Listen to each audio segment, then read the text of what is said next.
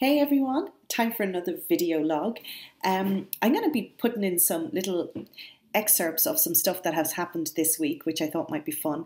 It's been a busy week actually, yesterday in particular, actually the last 2 days really.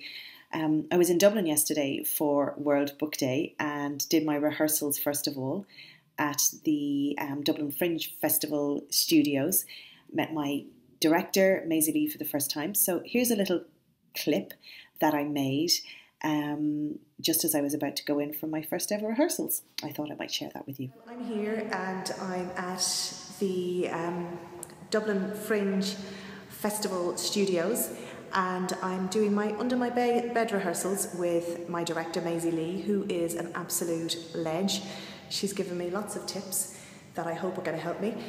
I'm completely out of my comfort zone. I'm used to writing and now I'm writing and performing, but I'm giving it my best. What I can tell you, for anyone who's going to come along, you can expect to be transported back to the 80s. Anyhow, time to get back into rehearsals, and we're just in a studio at the minute. Tech rehearsal happens next Tuesday, and then I get to see the set, and we'll take it from there. Okay, see you later, bye! I was so nervous. I'm telling you, I can't believe how much outside of my comfort zone this whole performing gig is. But it's for a great cause. Seriously, if you can come along 12th, 13th, 14th of March in the Smock Alley Theatre, there's a host of Irish personalities who I know are it's going to be a great night. It's going to be a lot of fun. And I'm sure if nothing else, if you come along, you can have a giggle at me in my 80s costume. I've got leg warmers. I've headbands in bright pink. Seriously, it's going to be fun. And I also then, after the rehearsal, I managed to get along to my friend Hazel Gaynor's book launch for her second book, The Memory of Violets, and I took a little clip just as I was getting my book signed, and I thought I'd share that with you too. Here we are at Hazel Gaynor's book launch of her fabulous new book, Memory of Violets. Memory of Violets. Out now in all good bookstores. All about London's flower sellers, Victorian London, and it's so lovely to have Carmel here and lots of writing friends. So I hope everybody will enjoy the book if you find it and read it. It's on my next to read read list. It is now. It is now. It is. I'm going to get my signed copy now. Talk to you later. Bye. What else? Oh God, this week was just crazy actually. Had a phone call from the Irish Independent and they asked me would I write a feature for them. They're doing a big supplement in tomorrow's newspaper all about kind of the modern family. And so they asked me to write a piece, which I did. And then on Wednesday evening at 5 o'clock, I get a phone call from the editor and she says, oh, we've decided that we want to take some photographs of you and your family, the kids and your husband and you, just some relaxed pictures at home. And I'm like, oh, okay, when? And she said, this evening. So the photographer rings and kind of says, I can get to you kind of within an hour. And I was like, make it an hour and a half. So it was just like the craziest hour and a half of my life, literally getting the kids presentable. Luckily, I get to work with good material with them. They clean up well really quickly. So I got the kids ready, slapped on some makeup on myself. Luckily, as I said, it was a relaxed photograph, so we were all in jeans. That was easy. And quickly tidied the sitting room and told the photographer when she arrived, Mary, you're not allowed to look anywhere but in the sitting room. It's the only room that's tidy. But we got our photographs done. So I'm really looking forward to seeing that supplement tomorrow in the Irish Independent and see how that all turned out. The kids stole the show, of course. They were amazing. Nate is learning sign. He's 3 and he's learning sign language, would you believe, in play school. So he was teaching the photographer all of his signs and it was just so cute. And she actually took a picture of that. So that might be nice if it ends up in the paper.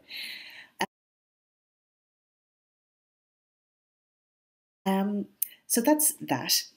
What else do I want to share with you? Oh yeah, actually I want to do talk books for a minute, talk book review. So first of all, my book review is actually a book that I read a little while ago, but I do want to do a review for you because it's such a lovely book and it's Cecelia Ahern's The Year I Met You. You might have seen it, it's in bookshops all over the place. Cecelia is an Irish writer. She writes fiction and she really doesn't need any introduction. She's sold over 15 million books worldwide. Which is like dream kind of territory for us authors. We would love to have that type of success. The Year I Met You won the Irish Popular Fiction Book of the Year at the recent Irish Book Awards held in Dublin last November, and I was at them, and I had the pleasure of meeting Cecelia for the first time actually, which was lovely, because I've once or twice been compared to Cecelia. In particular, I think Beyond Grace's Rainbow, it's quite an emotional premise as well, similar to P.S. I Love You, so I've been compared to her style of writing before, which is a huge compliment, and I got to meet Cecelia. I was thrilled when she won it. She's much deserved. So the story, anyhow, it centres around two main characters, Jasmine and Matt, and this story is very much character-driven. There's no big dramatic plot lines. It's really about two characters and their lives, and how their lives entwine with each other, and how ultimately they help each other out. They're having a really rough time for very different reasons. Jasmine's character, beautiful name actually, isn't it? But Jasmine, anyhow, her life is really her sister. She's a devoted sister, and her job. And she ends up losing her job and having to go on gardening leave, which means that she can't work for a year. So all of a sudden she has a year to do nothing. And she becomes slightly obsessed with Matt, her neighbour. Matt, on the other hand, he's got a drink problem. He's got problems at home with his wife, with his kids. And they start spending a lot of time together, and they become friends and ultimately help each other. And the book is really a journey.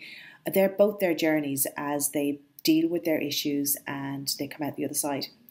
There's no big dramatic plot lines. There's, it's a quiet book actually. It's a quiet book, but as I said, character driven. And I thought it was done so beautifully. It would have been very, very tempting, I'm sure, for the author to create all these big dramatic scenes, but she hasn't done that. She relied on the characters to tell their story, and I think with life that's how it is sometimes, that we can all go through really, really tough times, and it doesn't have to be a big thing that can knock us over the edge. Because I know for some, to be put on gardening leave and to be paid basically for a year to do nothing would be kind of, frankly, a dream come true. However, for this particular character, for Jasmine, her whole life was her job. So when that went, she was left with really nothing. So it was really an exploration on how a person has to kind of really go back to, they fill their life with so much work that they've never had time to actually think about themselves and deal with some things that happened when they were kids. And she's had to go right back, and she's had to learn about herself to move forward. And there's a lovely love story in it, which is really, really nice. And I highly recommend. So that's The Year I Met You by Cecelia Ahern. It's a quiet book, as I said, but quietly brilliant in my opinion. I really, really enjoyed it. Actually, I'm not going to do a review for this, but I just want to share with you. I was so lucky yesterday. I had the most lovely book post. Look at this beautiful book. It was a gift that was sent to me, signed by the author.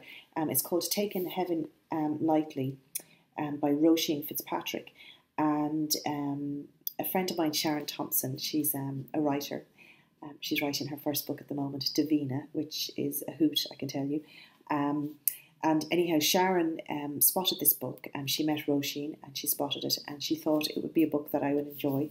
So she got Roisin to sign the book for me and sent it down in the post. So it was such a lovely surprise to get, and I'm so grateful to Sharon. It's really sweet to get book posts like that, and I'm looking forward to reading it. So I'll tell you all about that whenever I get to that book. So I just thought I'd share that as it was here today.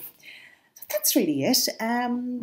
I've just come back actually from Screen National School, where my daughter goes to school, and I was in doing a talk with the 4th and 5th class and some of the 6th class in conjunction with World Book Day, and also Wexford's Literary Festival, Focal, that I'm involved with. We're launching a book trailer competition for schools, and I was telling them about that. And I have to tell you, it was really surreal, because today they all dressed up as their favourite book characters. So as I was talking to these kids about books, they were all dressed up in their favourite book characters' costumes, which was kind of surreal and hilarious and wonderful. And even more hilarious was when I was leaving, one of the classes were playing hurling, and they were all out in the pitch next door to the school in their costumes playing hurling. I tell you, that's a scene you don't see very often, but it made me smile. It was really lovely.